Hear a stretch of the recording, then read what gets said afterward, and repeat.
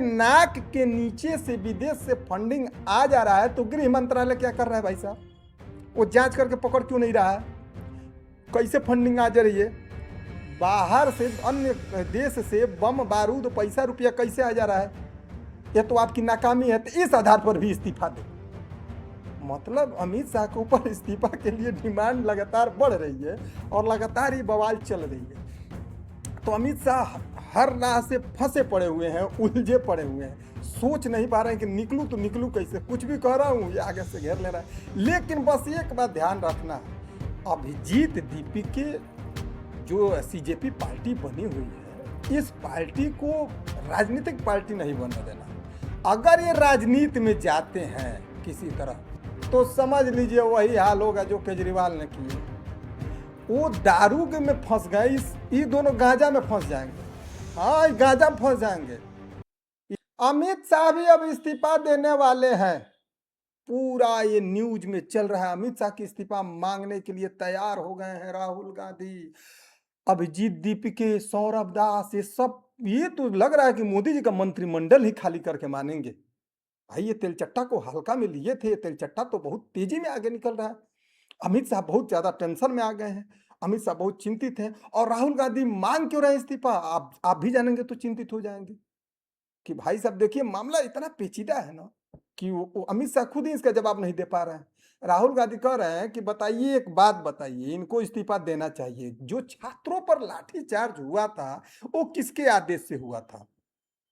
दिल्ली सरकार जो है, दिल्ली जो राज्य है वो केंद्र शासित राज्य है, तो केंद्र के अधीन आता है और केंद्र के गृह मंत्रालय के अधीन है अमित शाह जी भाई। तो इन्हीं का आदेश से पुलिस ने लाठीचार्ज किया है, पायलट गन से वार किया है। एक बच्चे का आंखों भी गड़बड़ हो गया है, ऐसा कि उसको दिखाई भी अब नहीं देगा। ऐसी स्थिति आ गई है, तो इसके जिम्मेदार आखिर है कौन? इसके आधार पर राहुल गांधी और अभिजीत दीपके डिमांड कर रहे हैं कि आपको अपने पद से इस्तीफा दे देना चाहिए। आप बहुत ही निर्दयी किस्म के व्यक्ति हैं, आपको उस पद पे बैठे रहना अच्छा शोभा नहीं देगा, क्योंकि अपना देश, हमारे देश में ऐसे निर्दयी नेता नहीं चाहिए। बहुत बढ़िया। अब राहुल गांधी और अभिजीत दीपके तो अभी अभी समझिए कि धीरे से एंट्री हुए। अब आने वाले समय में राजनीति में ना एंट्री कर जाए कहीं अरविंद केजरीवाल की तरह। केजरीवाल भी कह रहे हैं कि इस्तीफा लेना बहुत जरूरी है, इस्तीफा इनको चाहिए, केजरीवाल भी कह रहे हैं। तो कुल मिलाकर एक और बात सोचने वाली है कि बात तो ठीक है, इस्तीफा चाहिए, लोगों का डिमांड इस्तीफा चाहिए। आप ऐसी ऐसी गलती कर रहे हैं तो इस्तीफा तो देना पड़ेगा। अगर आपने आदेश नहीं दिया तो ये बर्बरतापूर्ण कार्य जो हुआ, तो या तो आपने इसका ध्यान नहीं दे रहे हैं, तो इसके आधार पे अभी इस्तीफा दे। यानी कि आप दिए हैं आदेश तब भी दे, नहीं दिए हैं तब भी दे। मतलब कि अगर आप यानी निगरानी नहीं कर रहे थे, दिल्ली को ऐसे ही खिलौना बना दिए हैं। इस आधार पर अमित शाह से ये डिमांड कर रहे हैं। और रही बात केजरीवाल की भी, केजरीवाल भी डिमांड कर रहे हैं।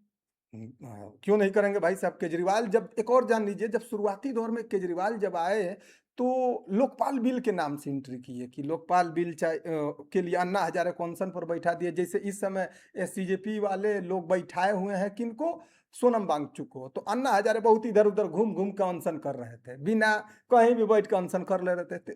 केजरीवाल सोचे कि देखिए भैया क्या काम है, ये अन्ना बहुत लंबा लंबा अनशन कर रहे हैं तो इनको उठा लेते हैं।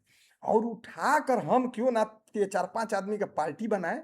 उसमें समझ लीजिए प्रथम आईपीएस किरण बेदी भी थी, और भी बहुत सारे लोग थे, और केजरीवाल, ये लोग मुख्य चेहरा थे। और अन्ना हजारे को लाकर बैठा दिए जंतर मंतर पर, मत खाइए खाना, बैठे रहिए आप और हिला देंगे हम लोग। उस समय कांग्रेस की सरकार थी, बहुत हम लोग न्यूज में पढ़ते थे, अरे अन्ना हजारे अब तो लोकपाल बिल आएगा, देश से भ्रष्टाचार खत्म हो जाएगा। हम लोग भी बहुत खुश हुआ करते थे।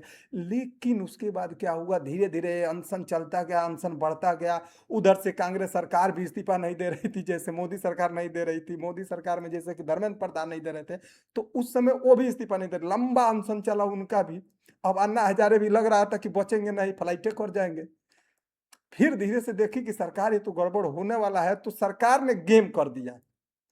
ये कहें कि लोकपाल बिल के लिए गेम कर दिया। सरकार ने कहा कि देखिए आपको आना है देश से, अगर भ्रष्टाचार दूर करना है तो आकर चुनाव लड़ो, कांग्रेस ने बोल दिया। अब कांग्रेस का यहीं से सफाया चालू होने वाला है। तो फिर क्या हुआ कि अरविंद केजरीवाल, ये तो था कि नेता नहीं बनेंगे भाई साहब, लेकिन फिर हुआ कि नहीं, नेता तो बनना ही पड़ेगा। अगर भ्रष्टाचार खत्म करना है तो दिल्ली से ही अरविंद केजरीवाल चुनाव लड़ गए। इनको अपने रंग में रंग लिए ये लोग। कांग्रेस की उस समय सरकार थी, ध्यान रहना चाहिए। तो उस समय दिल्ली में जब चुनाव लड़े अरविंद केजरीवाल भाई जीत गए। दिल्ली में शीला दीक्षित थी उस समय मुख्यमंत्री, हार गई। वो हार ही नहीं रही थी, वो हरा दिए उनको। अब दिल्ली के जब जैसे ही पा गए कुर्सी, अब केजरीवाल जी को लग गया राजनीति का झटका। अब ये भी सोचने लगे कि किसी तरह राजनीति में हमको भी अपना वर्चस्व बना के रखना है, तो धीरे धीरे घालमेल करते करते इनके ऊपर भी फंस गए दारू के केस में। फंसे भी भाई साहब तो शराब कांड में फंस गए। अब लोग कहते हैं कि केंद्र सरकार ने फंसाया है, बीजेपी ने फंसाया है क्या नहीं है, वो तो कोर्ट के अधीन है। लेकिन ये केजरीवाल भी फंस गए। उसी हिसाब से ये डर है कि ये जो सीजेपी वाले हैं, अभिजीत दीपके, सौरभ दास, ये नेता ना बन पाए। ये आए हैं देश से पेपर लीक से रिलेटेड, भ्रष्टाचार से रिलेटेड। तो ऐसी एक पार्टी होनी चाहिए, किसी की भी सरकार हो, किसी भी स्टेट में हो, केंद्र में हो, कहीं भी हो। बस इसको ध्यान से समझिएगा। कहीं भी हो, किसी की भी सरकार हो, उसमें ये पार्टी एक क्रिएट करके रखना है कि वहां धरना प्रदर्शन करके वहां से उस गंदगी को साफ किया जा सके। जैसे एक ग्रुप होता है ना, तो ग्रुप बना रहेगा तो कहीं भी कोई गंदगी होगा तो उसको जाकर वो ग्रुप साफ करेगा। तो एक ग्रुप बननी चाहिए। और उस ग्रुप का समझिए फंडिंग की बात है तो फंडिंग विदेशों से नहीं जाना चाहिए, देश से ही लोग फंडिंग करेंगे और इनके पास प्रॉपर वो लेखा जोखा रहेगा। क्योंकि इनके ऊपर विदेश से भी फंडिंग का आरोप लगा है कि विदेश से फंडिंग आ रहा है सीजेपी वालों के पास। तो सीजेपी वाले ने भी बहुत बढ़िया बातें बोले हैं, अभिजीत दीप के बड़ा सुंदर बात बोले हैं कि अच्छा ठीक है, आपको आ रहे हैं विदेश से फंडिंग आया, तो चलिए भैया ठीक है, हम मानते हैं आया है। तो आपके नाक के नीचे से विदेश से फंडिंग आ जा रहा है तो गृह मंत्रालय क्या कर रहा है भाई साहब? वो जांच करके पकड़ क्यों नहीं रहा है? कैसे फंडिंग आ जा रही है? बाहर से, अन्य देश से बम बारूद पैसा रुपया कैसे आ जा रहा है? ये तो आपकी नाकामी है, तो इस आधार पर भी इस्तीफा दे।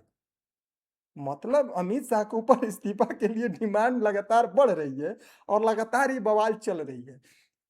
तो अमित शाह हर राह से फंसे पड़े हुए हैं, उलझे पड़े हुए हैं, सोच नहीं पा रहे हैं कि निकलूं तो निकलूं कैसे। कुछ भी कह रहा हूं ये आगे से घेर ले रहा है। लेकिन बस एक बात ध्यान रखना है, अभिजीत दीपी के जो सीजेपी पार्टी बनी हुई है, इस पार्टी को राजनीतिक पार्टी नहीं बनने देना है।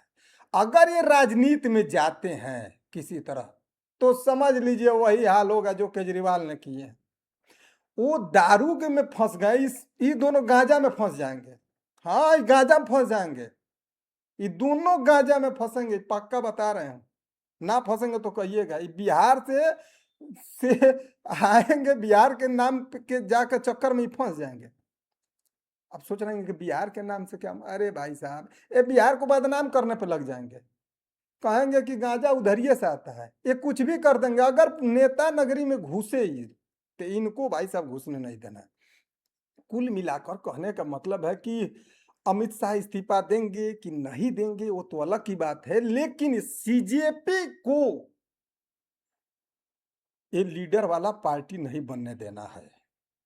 हाँ, नहीं तो फिर एक और केजरीवाल, ये अब फिर झेलना पड़ जाएगा। एक नहीं, दो केजरीवाल झेलना पड़ जाएगा, अलग बवाल मच जाएगा। और अमित शाह की इस्तीफा के लिए डिमांड तो चल रही है, लेकिन अमित शाह जहां तक लग रहा है हमको, ये इस्तीफा देंगे नहीं। और रही बात इस्तीफे सब लोग ही दे देंगे तो कैसे देश का कार्यभार चलेगा? और एक और बात जान लीजिए, हाँ एक और याद आ गया बात, अरविंद केजरीवाल और राहुल गांधी, इन लोगों के बारे में जान लीजिए।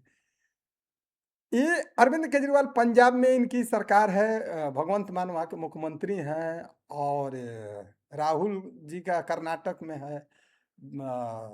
तो वहाँ भी, कर्नाटक में भी पेपर लीक का मामला चल रहा है वहाँ भी। और अरविंद केजरीवाल पंजाब में भी चल रहा है। तो वहाँ पर इन दोनों से पूछा गया था सीजेपी वालों से, तो ये बोले थे सब कि अच्छा ठीक है, हम देखते हैं, सोचते हैं, बताते हैं। लेकिन ये वहाँ पर प्रोटेस्ट के लिए नहीं राजी हो रहे हैं। लेकिन वहाँ भी प्रोटेस्ट हो रहा है, लोग कर रहे हैं, बच्चे बवाल कर रहे हैं, बच्चे आवाज उठा रहे हैं, लेकिन उसको बड़ा मंच नहीं मिल पा रहा है।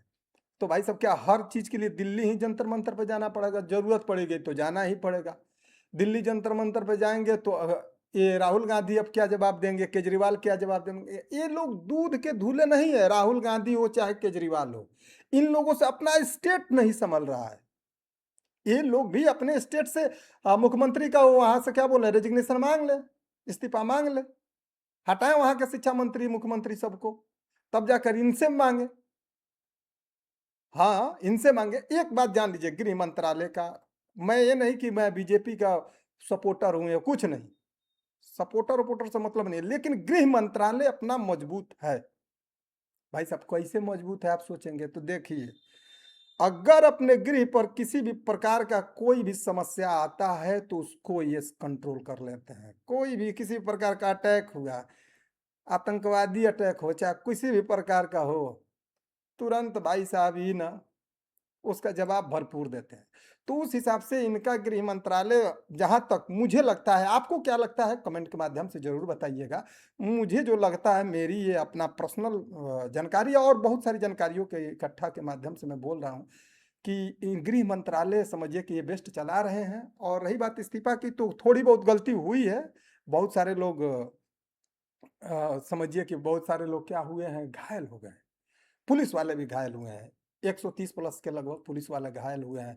उनका भी घर के लोग और पूरे परिवार के साथ वो प्रेस कॉन्फ्रेंस किए हैं वो लोग, और उसके बाद से बताए हैं उनके फैमिली वाले भी कि हमारे भी घर वाले, देखिए ना, मॉब लिंचिंग की जैसी समस्या आ गई। एक आदमी के ऊपर 20-20 भी लोग मिलकर, एक पुलिस वाले के ऊपर 20-20 लोग मिलकर मारने लग रहे थे। ये समस्या आ गई थी, पुलिस वाले पर भी हमला हुआ है। तो इसमें असामाजिक कुछ तत्व थे या देश विरोधी कोई ताकतें होंगी, तो उनका लाभ उठा रही है। तो उसके हिसाब से ये गलत हुआ है। लेकिन एक और बात है, असामाजिक तत्वों को सुप्रीम कोर्ट ने कहा है कि नहीं छोड़ना है।